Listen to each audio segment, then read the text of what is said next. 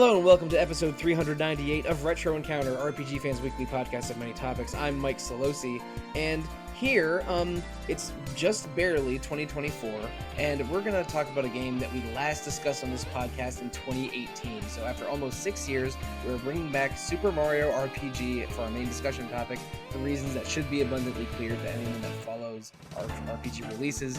Mario RPG got a very, very shiny new remaster for the Switch in November, I think. And myself and two others on RPG Fan played it right when it came out, and would love to discuss it on the podcast. The other two are Zach Wilkerson. Hello. And Jimmy Turner. Hi there. Jimmy and Zach, let's talk about our, backgrounds playing Mario RPG a little bit. I'll go first. I think when I played this game in 2018 for the podcast, it was my first replay in 10 or 15 years. Because I was doing the math earlier, I think I've played Mario RPG once each decade. I played it. I borrowed a friend's copy in the 90s sometime, and then I remembered calling him on the phone for help with the pirate ship puzzle, because embarrassingly, Oyster fits the categories, but not like one of the categories. It's whatever. I was mad that Oyster didn't work. Then in the 2000s, when I was playing and replaying all the SNES RPGs on emulators, I did replay Mario RPG then. Then in 2018 for the podcast, and now in late 2023, I played it again. This time in the remake, and my feelings on it have always been positive. Like, this game is mechanically rich. It doesn't really look or feel like any other Super Nintendo RPG of the time. The story is charming. There's a lot to love about this game. This is an excellent Yoko Shimomura soundtrack. I think it was her second Square Enix one after Live Alive, but don't hold me to that one. And I have a lot of positive nostalgia about this game, and I remembered even liking it a lot when I replayed it in 2018, and I still like this game a lot. But I have maybe a few more complaints / head scratching parts this time around, but we'll get to that later.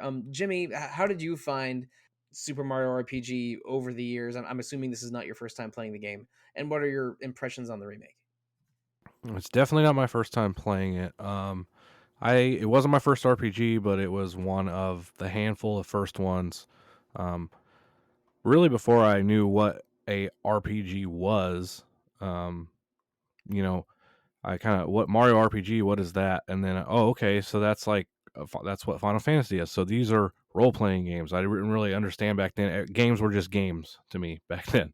And Mario RPG, having the actual RPG in the title, is when I really first started to understand that those were the kind of games that I really liked. And I've probably beaten it about 3 times over the years. And then this year, in preparation for this, I actually played through the original and then played through the remake almost back to back, and I played with my kids. So I got kind of a new, fresh perspective on it from a different generation. So, oh, that's fascinating. Now, I know that you have 4 kids that are different ages. I remember from the edutainment episode we did several months ago.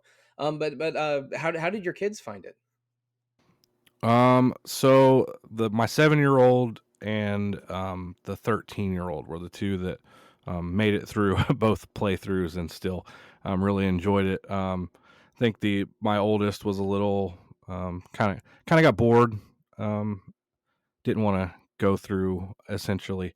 Well, we'll get to differences and similarities in the remake to the original. Don't want to spoil anything, but so 2 of them really enjoyed it. The other 2 kind of maybe not so much. Great. Okay. And now, Zach, I know you didn't play this with children, but you might have played it with a partner and or a cat. How did you find Mario RPG this time around? Well, my partner actually reviewed it for another site, so I kind of saw her playing through it a little bit before I did. But this is only my second time through the game. I played it basically on release, maybe within 6 months of release. So I was maybe like 11, 12 years old when I played it. And I remember absolutely loving it. Like it, and like there's so many things about it that were novel, I think, at the time that are less novel to us now. Like playing as Bowser in my party just seemed like the coolest thing. And the timing mechanics, which I'm sure we'll get more into, I thought were really great. But I had never revisited it, and I'd only played like a couple of other Mario related RPGs. It's never happened for whatever reason. I never replayed it, and so I was excited to come back to it. And I agree with you, Sollosi. I think there are some cracks here that maybe later Mario RPGs don't have, and definitely some issues that I have with it. But overall, it's just like a fun, light, breezy, just like a delightful little experience. Cracks in the veneer. I do not want to start this podcast overly negative, so I won't. I'm following up on one thing that Jimmy said a little while ago, that this was one of Jimmy's introductions to RPGs. My introduction to RPGs was a little earlier. I mean, all three of us are around the same age, but at a sleepover, I played Final Fantasy IV with some friends, and that was my first RPG. I was fascinated by it. I had read fantasy stories, but not really played a game with that was so story driven with characters and dialogue like that. So that really kickstarted me into playing all the RPGs I can find after playing FF4. But so I was into RPGs already a little bit when Super Mario RPG came out in 1996, and it blew my mind a little bit that oh, the Final Fantasy guys are making a Mario RPG. What the hell is this? So and I was exactly the right age and time of my life to be as excited as possible for it. And so I played it, like parts of it, at a friend's house, and then he lent me his copy after he beat the game, and that's how I played it for the first time. So maybe that was unnecessary, but I really do feel that Mario RPG is one of the highlights of that incredible run of 1990s Square RPGs that got in me into the genre and were my favorite kind of game for many years. But today we're going to be focusing on the remake. I know the episode is Mario RPG Revisited, and Jimmy, you are a true hero for playing the original and then the remake back to back. I was I was not interested in doing that, but I was very down to play this remake. And the one thing that struck me at first, I mean, this game's beautiful for a lot of reasons, and we'll talk about that. But this is almost exactly the same game that I remember. Like the direction of the cutscenes, the just every environment, every character model, every line of dialogue. There is some retranslated stuff and some name changes, none of which are hugely impactful, I think. But this is basically the same game. Did Jimmy? Did you notice maybe more minute differences other than combat and gameplay related? Because we want to get into those later. But like the the bones and the meat of the game felt almost identical to me. Did you have the similar feeling? Oh yeah, I don't think I've ever played a remake that was this like spot on to the original. And I thought maybe it was just because the original was so fresh in my mind, but even when I played through the original before I played through the remake, I don't tend to have the greatest memory with games that I haven't played for a decade or so, but I had the same similar feelings. It's like I'd played it, you know, a week ago. It was just everything is so, even like all this whole soundtrack, just everything about it. For some reason, it was just like so fresh in my mind the whole time. Now, Zach, your memory probably isn't as fresh as Jimmy's, but Not at all. yeah, but this was, I mean, this was the same game I remembered. Was the same case for you? Yeah, there were like sequences where I was like, "Oh, I remember this," and like visually, even though obviously it looks, and we'll talk more about this. Well, it looks very different and much cleaner, and all the 3D-ness of it, but it still like felt the same. Like I know people. This is a tired thing that people say that like Octopath feels the way the games felt but before, but like to Yeah. me, it's like literally like to me, I was like, this just looks the way I remember it looking. I'm worried I made that exact Octopath Traveler 2 comment last week on the podcast. You might have, but but you're right. I mean, I've said the thing before. I get it. I agree with you. But in this case, I think it's applicable because it really did. Like, I remember like we were outside the tower and Bowser joins you for whatever reason. Like that's stuck in my memory, and I was like, oh my gosh, I remember this exact like sort of diorama. So yeah, I think it's cool for that. And a couple things, like there's no voice dialogue in this game, and in the original the only character noises that would make were Bowser's sort of grunt. That sounded, I don't know, sounded like a 16-bit motorcycle engine revving or something. but they replaced that with sort of more modern Bowser growls and sounds. So maybe the biggest difference to me in terms of the story and name changes are that Princess Toadstool wasn't really being called Peach at this time. That was I think the first time we really started calling her Peach in North America was with Mario 64, which came out around the same time as this game. So this was maybe the bridge game or a bridge game where we stopped calling her Princess Toadstool and started calling her Peach. So having her now be Peach when I always remember her as Princess from the original version was not jarring, but just one difference that I noticed quite strongly. But yeah, this the story is basically unchanged, totally feels the same, and even the movements feel the same. Like some things were smoother. Like when you jump on one of the spinning flowers, it's more of a 360 directional thing and not an 8-way directional thing. The animations are smoother, but even just the attacking and jumping timing felt the same. 20 years ago, I could never get more than 11 or 12 super jumps, and in 2023, I could only get 11 or 12 super jumps because I was timing that attack the same way and still haven't quite mastered it yet. But yeah, the story is the same, and the action felt the same. Did you with some things aside, like animations and maybe more expressive sprites, Jimmy, did the basics of moving and combat feel the same between the two versions for you? Yeah, they were very, very similar. It's funny though, the Toadstool thing I was going to mention, because that threw my 7-year-old off right away. Like, who is Princess Toadstool? Who is Princess Toadstool, and why does she look like Peach? I mean, she's been Princess Peach very, very clearly since Mario 64. But until then, she was Princess Toadstool, and this is. I mean, I'm not going to check a list of evidence, but this feels like the last game or one of the last games where she was called that regularly. I mentioned the combat feeling the same. There's also not really anything new to the combat. These are the attack timings and the skills are all identical, and the new skills that they add to the game, the triple attacks, don't have timing requirements. So, and the new weapons that they add at the end of the game are just reskins of other weapons. Maybe Geno's is a little different, but Mallow's is just another stick, and Bowser's is another chain chomp. So I don't think they did much in the way of new content that made the button pressing different, and which is important because this is one of the games that really originated timed button presses in RPGs. It was practically the signature thing in the original Mario RPG. It was you had A B X Y with the different commands associated with each button, and timing button presses would enhance attacks and special attacks, and it could be used defensively. And I still call it Mario RPG combat, even when I'm playing Yakuza Like a Yeah. Dragon, which I also replayed recently. My girlfriend and I were slowly playing that game over the course of 2023, and we just recently finished it just before New Year's. It's interesting too because like the timing system here worked so well, and it's not always like that nowadays. Like I think about something like Crease Tales, which I really liked as a video game, and it tried to use the Super Mario RPG timing stuff, and it just was not fluid. It didn't work. And they give you some other crutches in this game for the timing, but I remember in the original even it just always felt right. Like if I screwed up, it was my fault, and it always felt like it was the timing was on par with what it should be. Although the 60 FPS messed me up a little bit here sometimes, but yeah. Yeah, and I mean even games like Sea of Stars, which made a big splash in 2023.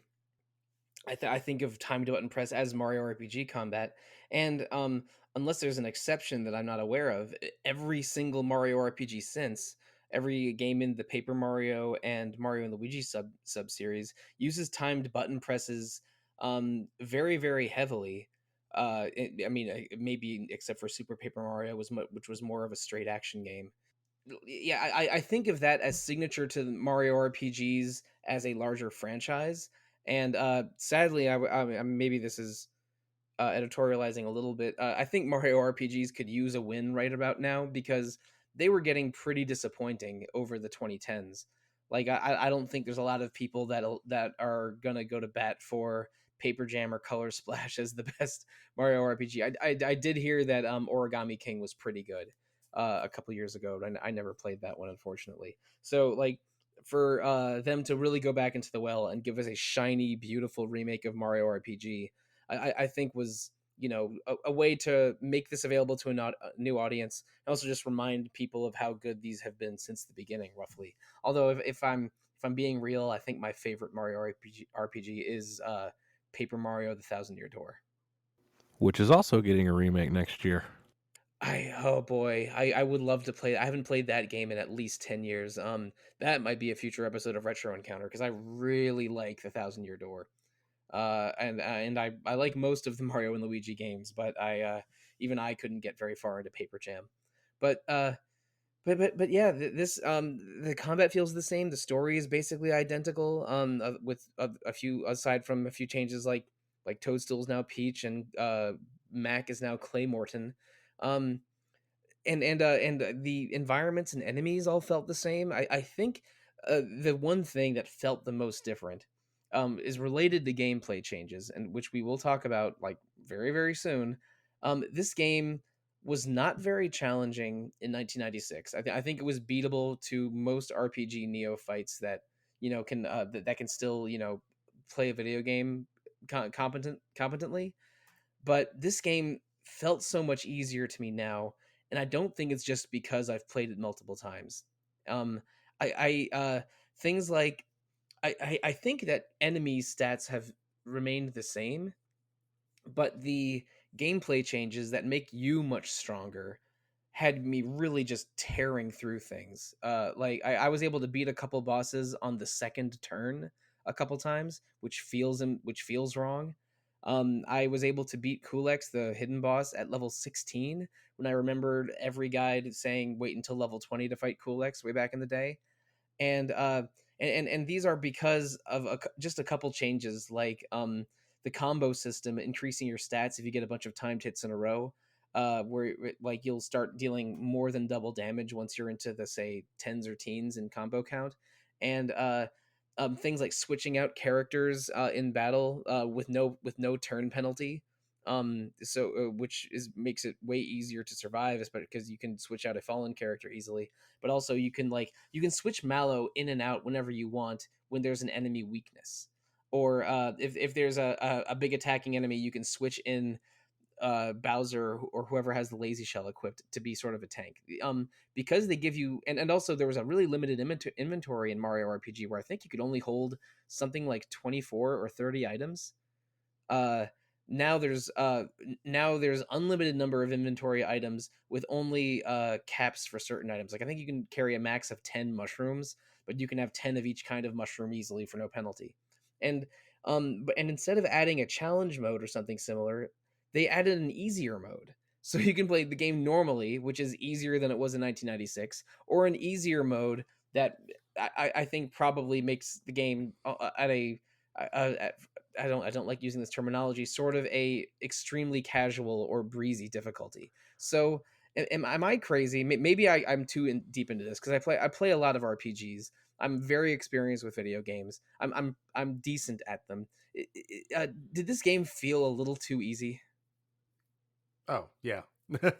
I mean, I was basically like beelining, and was maybe a little underleveled for the very final boss for Smithy, and I struggled maybe a tiny bit there, but I still didn't die. Like I had to like switch my characters in and out, which happens immediately. Like if your party wipes, like you just get the next two characters up immediately. So like your party doesn't really wipe until they go out. Um, and yeah, you're right. I mean, that like the additional stats that you get, um, if you went into a fight, because you can carry them between fights as well. So you can start the fight with those additional stats, and you're just wailing on the boss immediately, like buff up with Geno and then just obliterate the boss. Um, it definitely felt a little easy, and like even without the triple attacks, which they're useful but not like incredibly powerful. It's really that buff that I think really makes the hugest difference. It's weird because it rewards you for being good at the game. It's like, oh, you're good at timing attacks and like not taking damage because you're able to block attacks. Let's give you more power. Like, well, that's not really the kind of person who probably needs the additional power.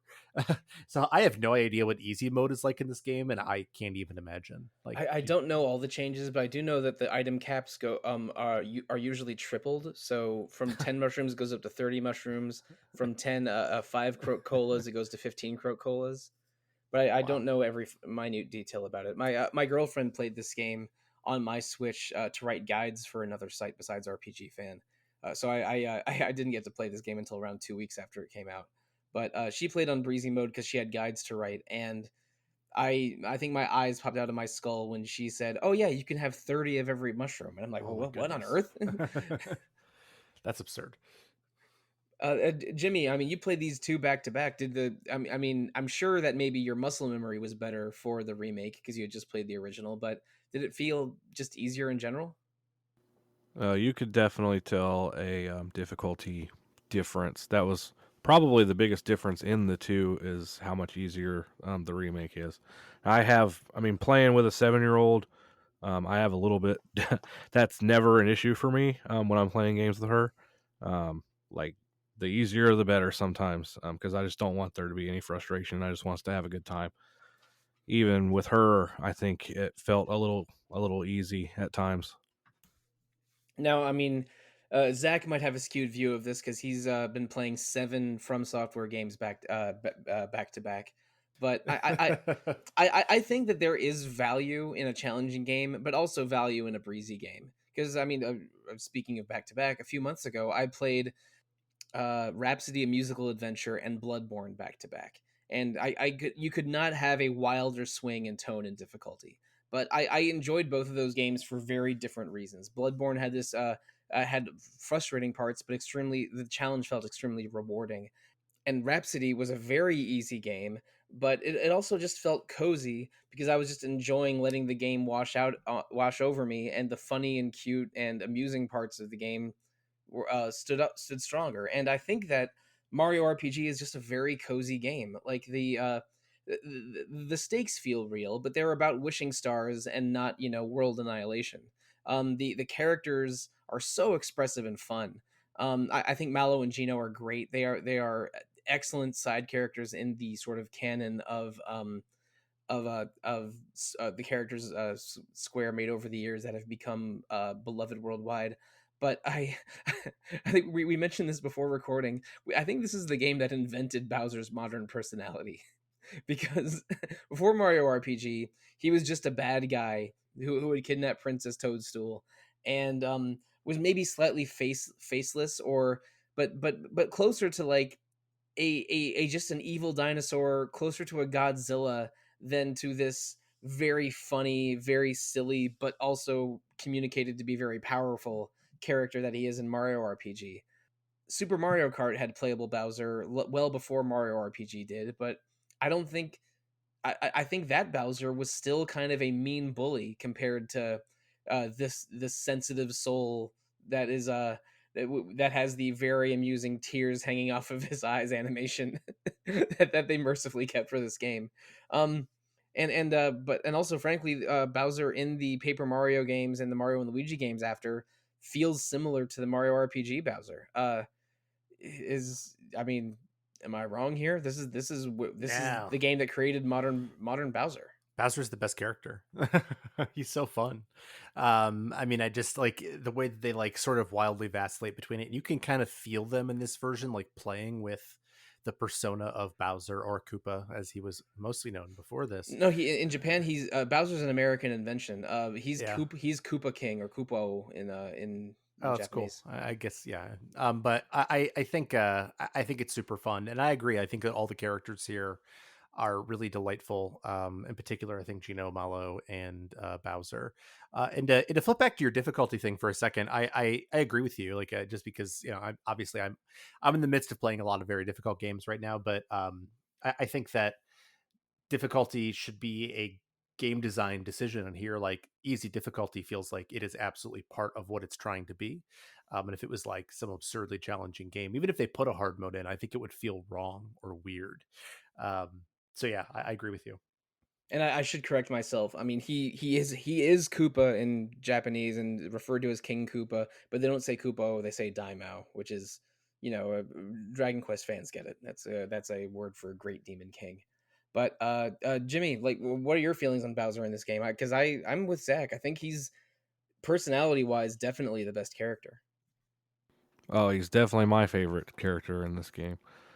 Yeah, but the kids especially. That's how they know Bowser. That's what they've grown up with. So it fit right in with what their already expectations of who Bowser is. It really was pretty spot on.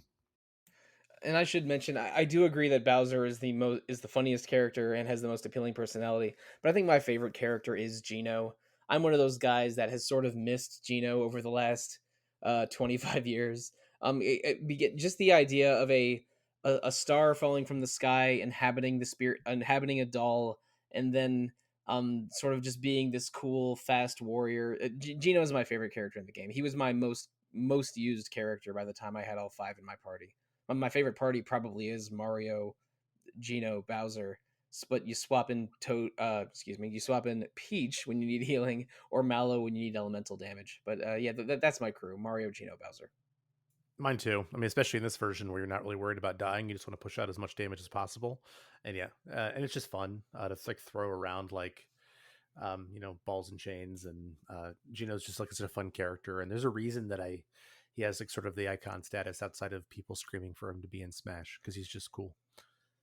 I think we've mentioned this in previous podcasts, but Geno was a mini game host in the original Mario and Luigi for the GBA. But in the DS remakes, or I'm sorry, 3DS remake, they replaced Geno with someone else, which was a minor scandal among the niche fans of that game. But I think that for a long time, maybe he was a trophy in Smash Ultimate. I'm not really a Smash expert. Yeah, I believe Geno, so. Yeah. yeah. Geno and Mallow were basically confined to Mario RPG. But now they're getting recognized, and this game acknowledges the original SquareSoft staff that made 1996 Mario RPG, but this was published by Nintendo straight up and developed by ArtePiazza, which is a company that's made a lot of remakes over the years. They did the Dragon Quest 4, 5, 6, 7, and 8 remakes for DS and 3DS, which are all great. So and maybe we've been underselling it a little bit. This game looks beautiful. It looks as good as a modern Mario platformer, like a new Super Mario Brothers U, or maybe even a Mario Brothers Wonder. And it's just like Mallow and Geno and the gang have never looked cleaner than this. I noticed for the first time that that Punchinello's eyes were sort of lower on his head than I originally thought. And I was noticing details about the character models that I didn't recognize from the original sprites because of just how crisp these models are. And we mentioned it before. This is a really good early Yoko Shimomura soundtrack, and she was involved in the reorchestrations of the music for the remake, similar to how in Live Alive, I guess oh man, was that 2 years ago now, or was that just a year ago? I'm not sure, but when the Live Alive remake dropped, she was also involved in those new arrangements. And in Mario RPG, you can switch between the remix soundtrack or original soundtrack with just an option in the menu, and the new visuals, the new music, the option to go back to the old music, excellent. Like I think even if the animations throw you off a little bit, everything just looks and sounds gorgeous in this remake. I think that's gonna draw more eyes to this than a less built from the ground up remaster would have done. No, I agree. I mean, I think that it's not a game. If we think about like Paper Mario, like they're remastering Paper Mario, but I don't know really how you do it differently in any significant way. Whereas I don't really feel like, while I actually think, I mean, like Super Mario RPG was an amazing looking Super Nintendo game. Like it looked great, but I don't feel like there's like a signature look to it necessarily. But in the way that there is a signature look to it, like they absolutely maintain that here. While also, it just looks like an incredible 2023 Nintendo RPG. Like, those cutscenes are beautiful. The colors, like those little cutscenes that you get when you're doing the triple attacks, just like there's just like so much verve to the color, and it just pops. And it's just like so clean and so beautiful, and it matches the tone of the game beautifully. I think it just looks fantastic. Yeah, one thing I actually worried about a little bit was that, in the original, just like some of the pantomime in the cut, like the little cut scenes they'll have, is just so funny. And I thought maybe like a remake would kind of, I don't know, take away a little bit of that, maybe like some of the charm of those, Mario jumping up and down, or acting out what happened. I just think that stuff is just so great. But I don't have any complaints about the updated visuals or the way everything was done. I think it's all positive.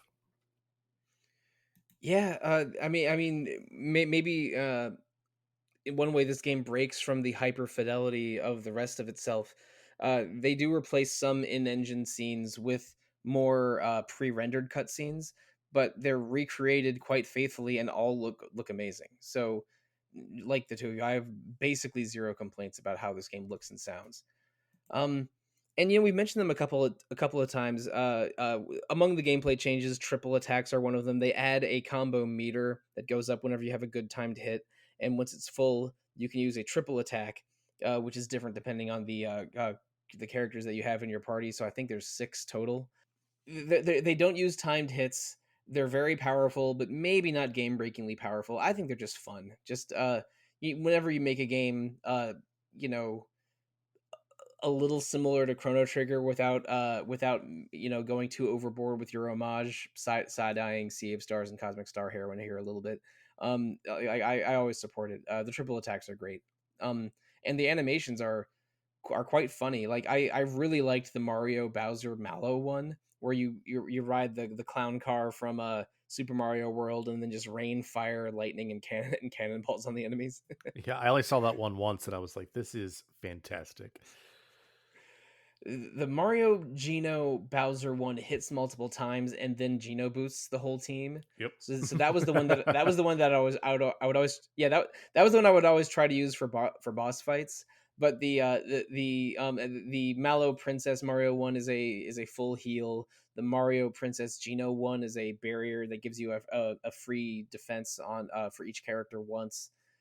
They're all fun. I and yeah, I think that the additions that they made to the core gameplay are don't really change what the game is, and maybe make it a little too easy, but are far more positive than negative, unless you really care about the integrity of Mario RPG's difficulty, and again, it wasn't a very hard game in If you think that, I don't 1996. want to be your friend, Right? honestly. Yeah, it's like maybe ask Zach about the Souls games he's played recently, and not the Mario RPGs he's played Right. recently. Yeah, I mean, I think that they just add to the over the top fun of it, right? Like, it's like these super absurd over the top triple attacks or whatever. Like, it's just fun. Like, I don't again, like, I think it's all just fun.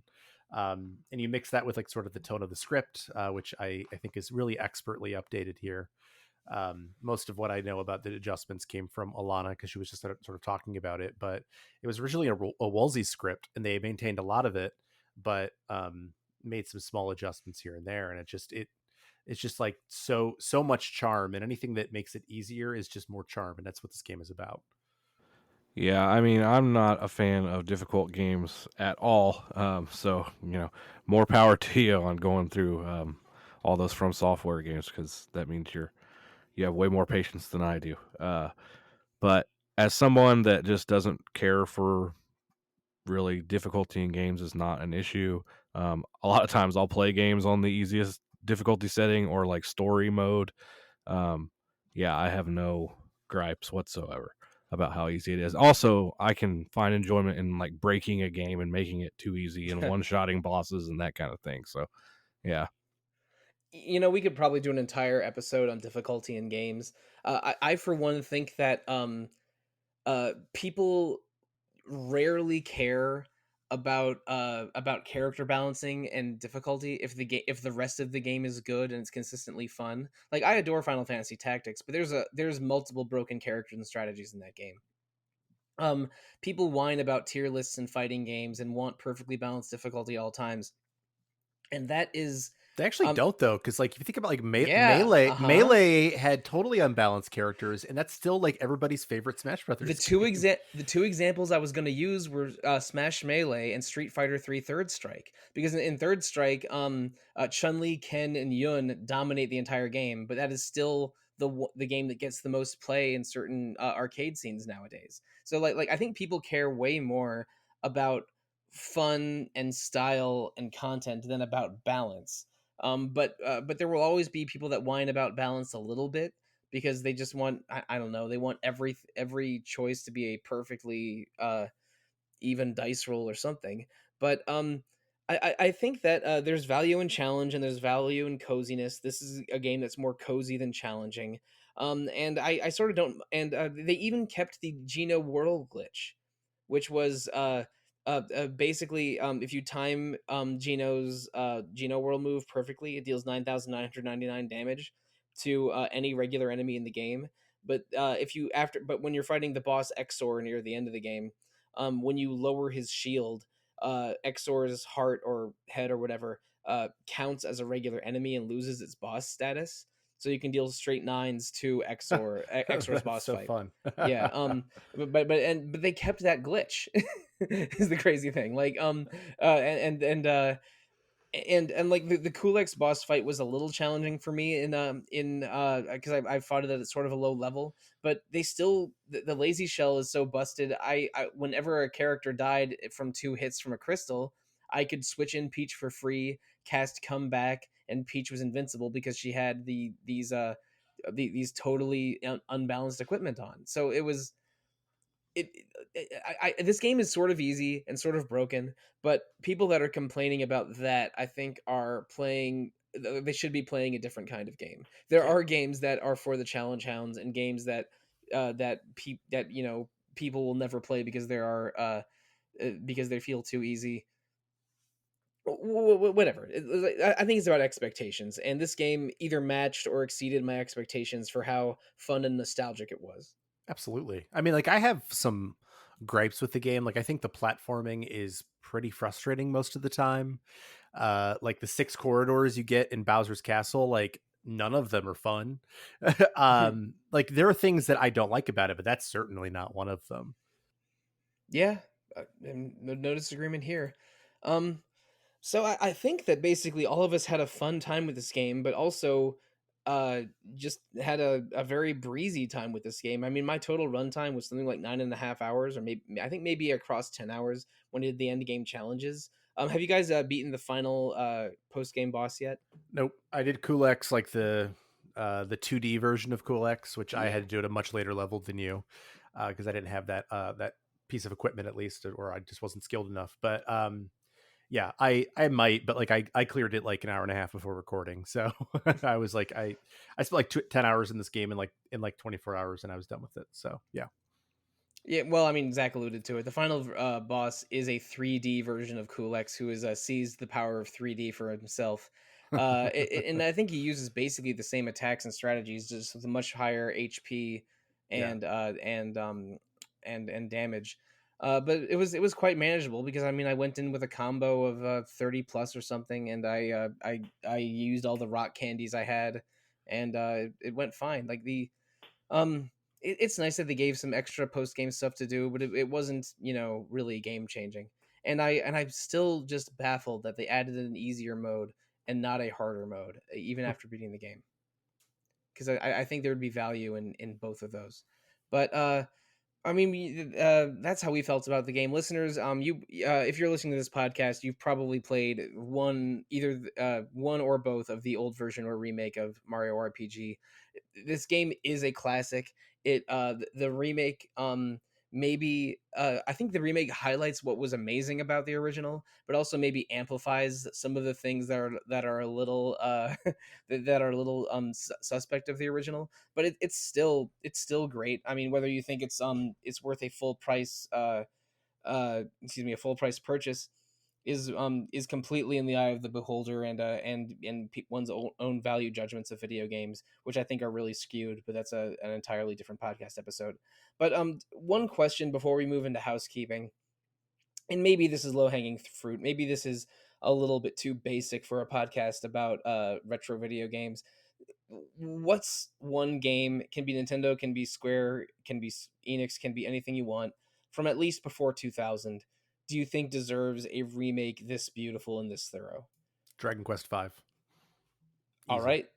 I mean, like we know what it can look like, even though the movie wasn't very good. The PS2 version's okay, but it does not look Yeah. as good. It does not look as good as Mario RPG 2023.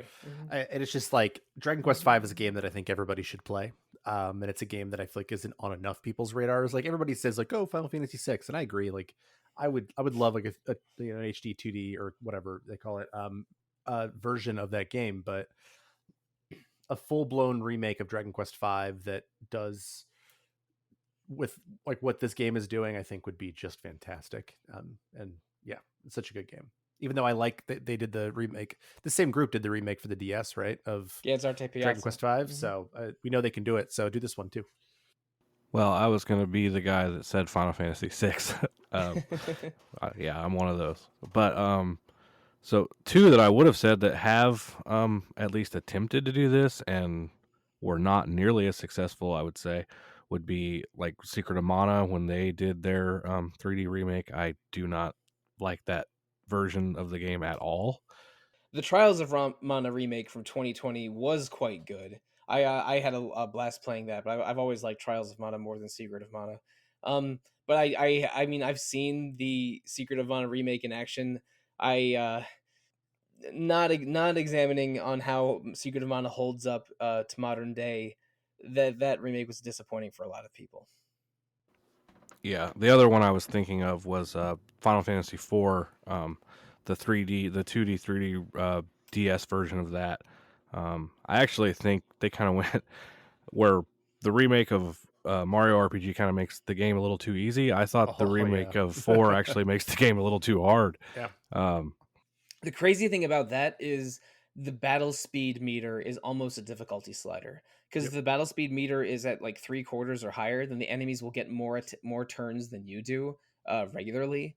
And if a battle's too hard, if you slow down the battle speed to like under half, things become dramatically easier. But I found myself dying all the time in the Path to the Core when I played that game, because like the dragon enemies and the Ginryus and Kinryus were getting like 3 attacks from every time I had 1 attack. Yeah, that game was not tuned properly. No. My answer for this is I don't know if this is obvious or not. I think that one game that does a lot of things very interestingly, but it is almost too hard and too busted for me to want to play it again, is Zelda 2, The Adventure of Link. I think that if that game got a really shiny remaster in the vein of a Link's Awakening for Switch or a Mario RPG for Switch, that made the difficulty curve a little gentler and made everything just a little bit better explained, then maybe I would actually finish Zelda 2 for the first time in my life. In the NES era, I'm not sure there are more games that I attempted more and completely utterly failed at. You know, I've beaten that game a few times, but I full disclosure, it might be my favorite Zelda game, but I have so many abandoned playthroughs of that game right around the time when you're running through the mountains. I'm like, oh, I can't see, I'm dying again and again and again. And it's such an important game. It did so many things that have been picked up on since then that I agree with you. I would love to see a remake of it. I would not object if the next big Zelda game is a full blown remake of 1 or 2, preferably 2, because I needed help from a guide to open 2 of the dungeons, but I have beaten Zelda 1, not even close to Zelda 2. It's a tough one. Save states help.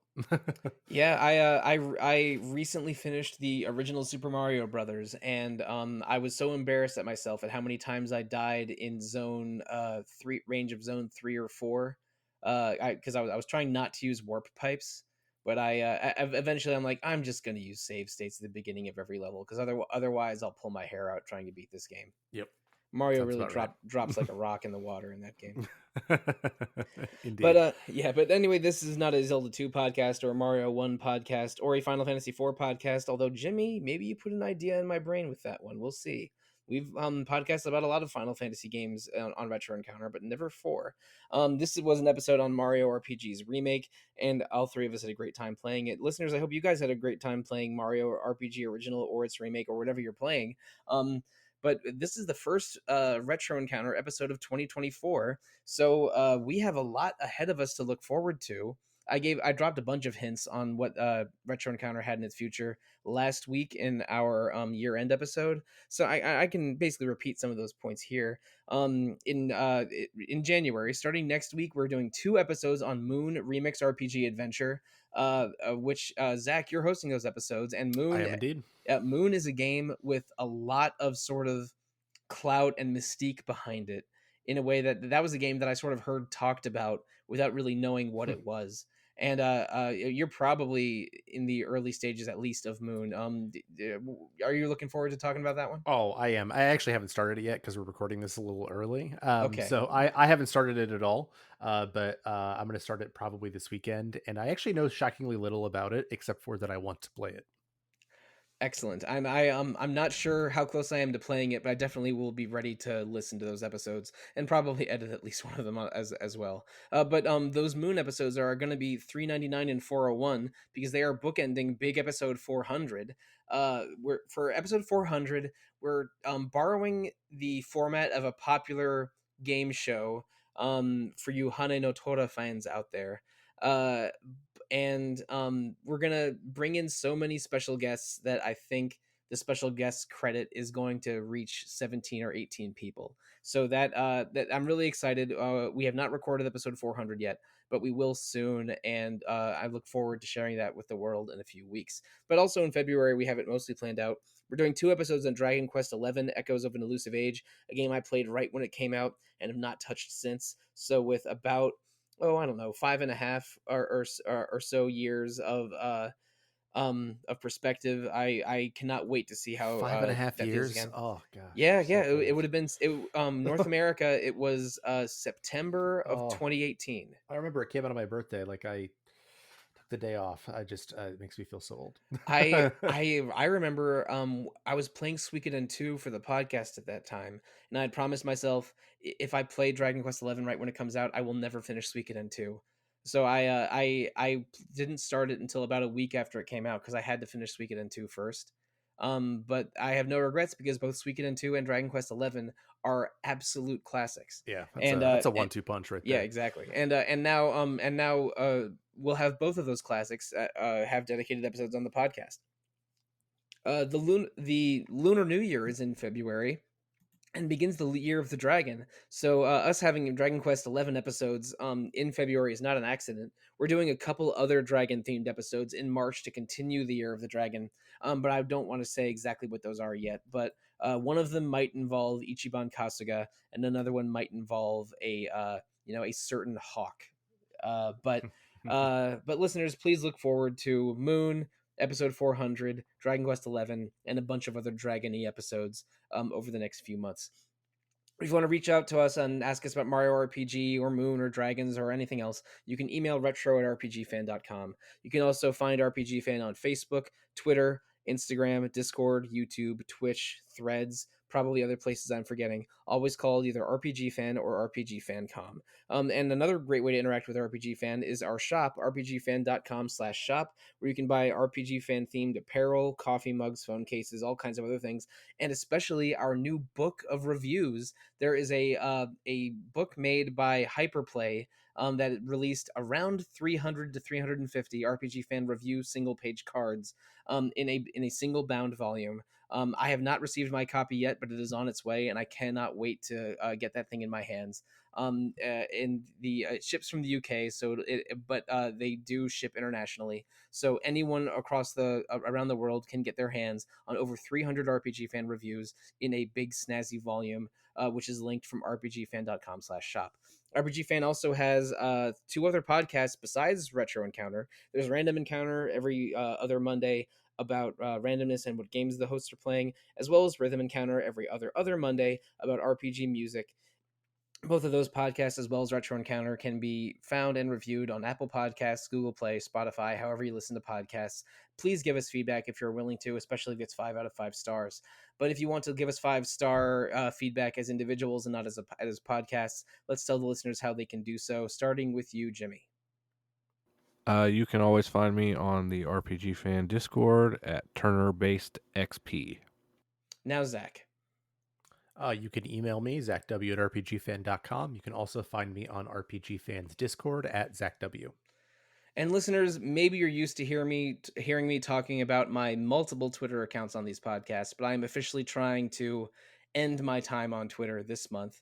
So I will say you can find me on Blue Sky and on Instagram as @evoker4dogs. Zach, Jimmy, I think we did it. We talked about how Bowser got a personality, how Peach got a name change, and how Mario RPG is, still great 27 years later. 27, wow. Huh. Yeah, I need you to stop.